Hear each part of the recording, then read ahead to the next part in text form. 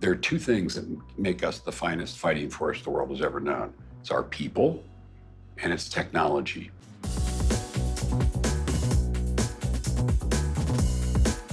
We don't do things the Soviet Union way. We don't do things in-house. We get our technology by relating to the vibrant external technology base that is largely commercial and increasingly global. And because of that, our relationship to them is very important. But it's changed greatly over the course of my lifetime.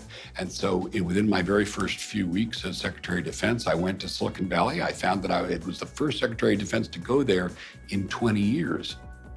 That says a lot about our side of the equation. Let's take autonomous weapons.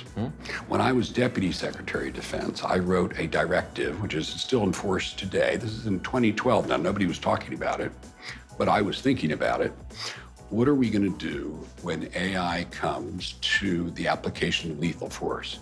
And the way the directive reads, and this is your government's policy, I think appropriately so, that there will not be weapons that are autonomous. There will always be a human being involved in decision. So robots can do no harm. It sounds like Isaac Asimov. The robots are not going to be allowed to exercise what is an inherently public function, which is the use of violence to defend ourselves, unless a human being can explain and defend how something like that happened. When AI gets to the point that you actually have these autonomous weapons that are fighting other autonomous weapons, and that's happening faster than a human being would be able to make a conscious decision and intervene, does that mean we go back to the rule set? No, it's a good question, but I didn't say a person in the loop.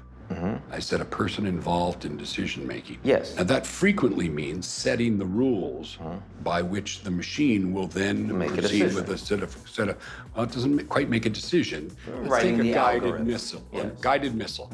I write the program by which it will guide itself to its target. I authorize its launch, but I don't do the calculations that the seeker does at every minute to find its way to the target. I'm not in the loop, but I am responsible for the decision-making, and I'm ethically accountable. And therefore, when it comes to the application of AI in warfare, there has to be enough transparency that there can be accountability.